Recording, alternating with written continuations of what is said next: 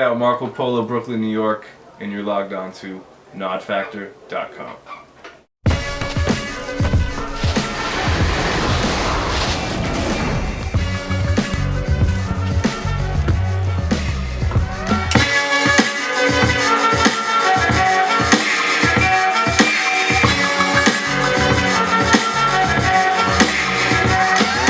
I scored the theme song for the Brooklyn Nets that airs, if you're in New York, I guess you watch the Yes Network.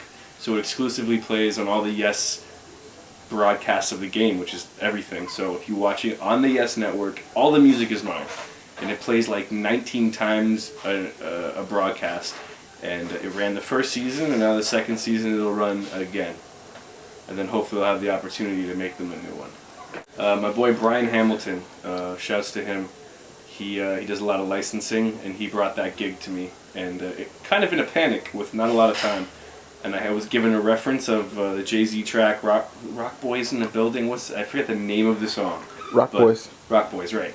And that's what they wanted to use. For whatever reason they couldn't, but they wanted something like that. So then what I had to do, knowing that that song is driven by huge horns, I had to dig into some libraries of sample-free, like, live horn sections and kind of find something that had that energy. And man, I'm telling you, sometimes things just fall into place. I sat down on a Sunday night, literally having to submit the next day, and I found this sound, this horn section, and I chopped it up, made the beat in 20 minutes, didn't think anything of it, thought it was a long shot, and then next thing you know, I get a call that they picked it. So, yep.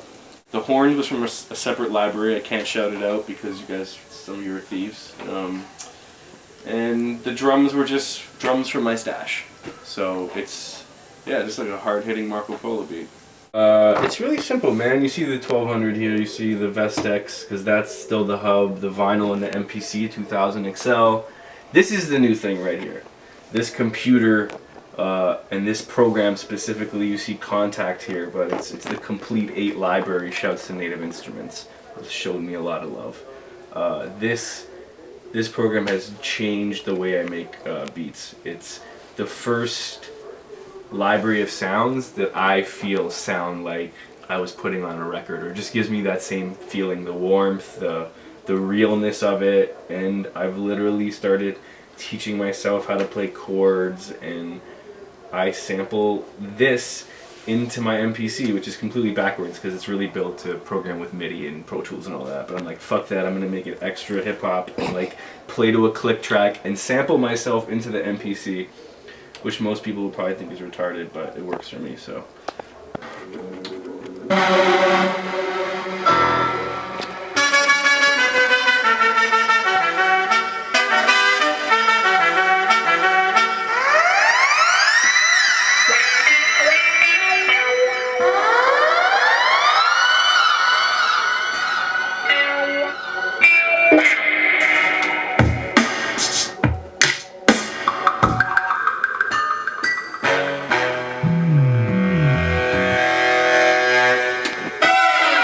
So many fucking sounds in this beat.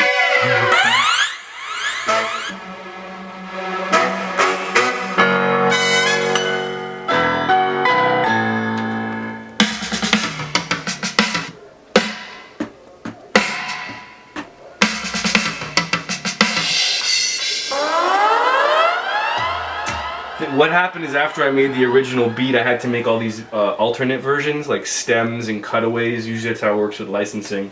If you make the theme song and they want like the 30-second version, the 15-second version, and all of them have to have little differences and end abruptly so they can use them when they're cutting to commercials. So that's why there's so many fucking sounds in here. So yeah, basically all these little sounds are cool, but it's all about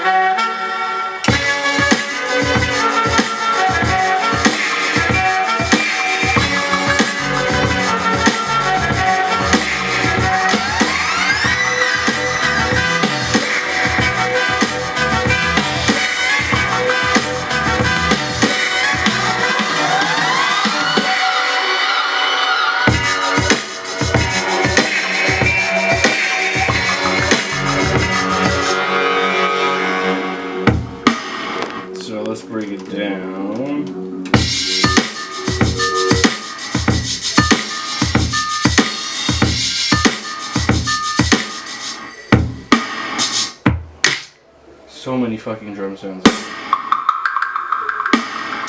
Yeah. A lot of ambient sounds in this beat too, just because when I take out those horns, just kind of want to have nothing too crazy happening, because you know people are going to be talking over it on TV, so you know the horns set it off, and then it gets real mellow for the chorus part, or not mellow, but just not so busy, just a lot of percussion and stuff. So yeah, man, it was really simple. Once I found those horns, you know, I programmed the BPM and the drums probably based on the skeleton of the reference track they gave me. So I did the drums, and I tried to make them as hard as possible, because that's what I do with my drums 99% of the time. And then I found, once the horns showed up, everything fell into place. I played a bass line.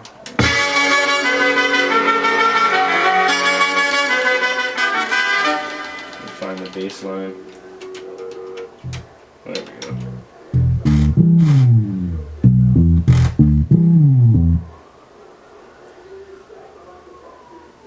You played that? Yes, I'll show you how I did that.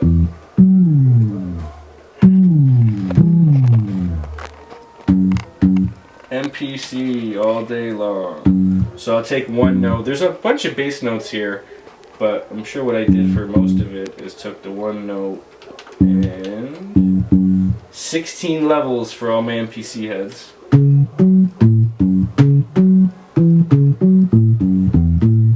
Then you get all your notes. Because once you pitch a sound down so low, it sounds good on 16 levels. For MPC heads, if you have like a regular sound and you span it out like that, it sounds really modulated, but the one thing it's good for is the bass lines, because when you have something filtered down, it just gives you all the notes. And then I have some like live sounding basses here. If I unfilter that, it's like a bass roll. That I got from there. Sounds like the intro to Stress. I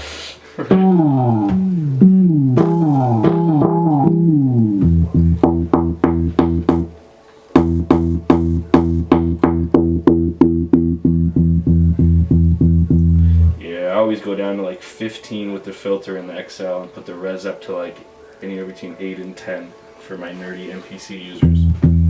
Gets me into that warm zone.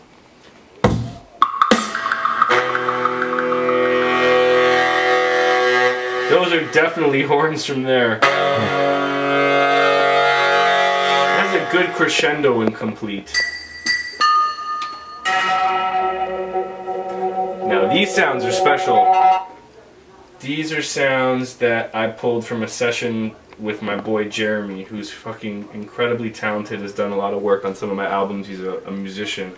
He produces Kendra Morris, who's signed to Wax Poetics. He's an incredible producer, and me and him work on music, and so sometimes I'll pull some guitar sounds or a lot of his sounds and put them in my beats, and it fucking makes a huge difference, because it's essentially having ill samples without paying someone $1 million.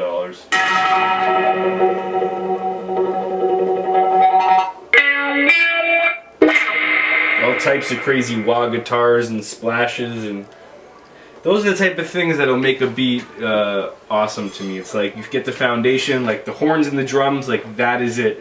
But then it's these little details you add after that, that something that comes in at the middle of the verse. What happens on the hook? It's like those little spices that put a beat over the top, and that's after I found the horns and the drums. You know, those are the things a producer does. They finish it. You have like your idea, your foundation, and then it's putting the nail in the coffin, and little guitar sounds and extra percussion, you know, and that's...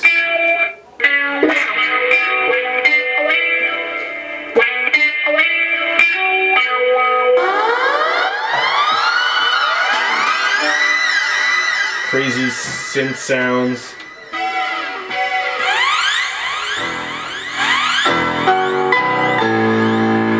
Pianos, horns. Yeah, man. It's wild.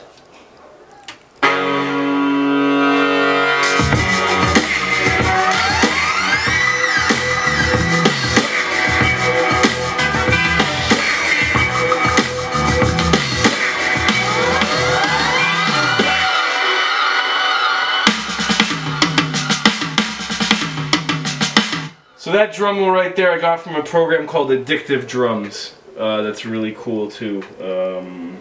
I use it in Pro Tools. It's like a bunch of live acoustic drums that sound really clean and awful for hip-hop production, but because it's like a live set, you can run it through tons of plugins and essentially like you can distort them and turn them into whatever you want to. It's like having a clean kit playing all these patterns and time signatures, and you can change the BPM, and then, you know, using the plugins you have in Pro Tools, which we know these days they have everything from like distortion pedals to room mics to analog stuff. You can literally like mix this live drum set that's playing, add compressors, gates, decays, attacks, and just really just annihilate the shit out of this clean drum set and make it sound like anything. It's really, you can make it sound as good as your engineering skills are. So I just go in there and play around and just mess around until I hear something that I like. So Addictive Drums is another thing that's been really handy for this beat, and I've made some beats with those drums too. So I've been embracing the new technology. It still all goes through this right here, but between Complete 8 and Addictive Drums, those are definitely two virtual instrument programs that have affected my production.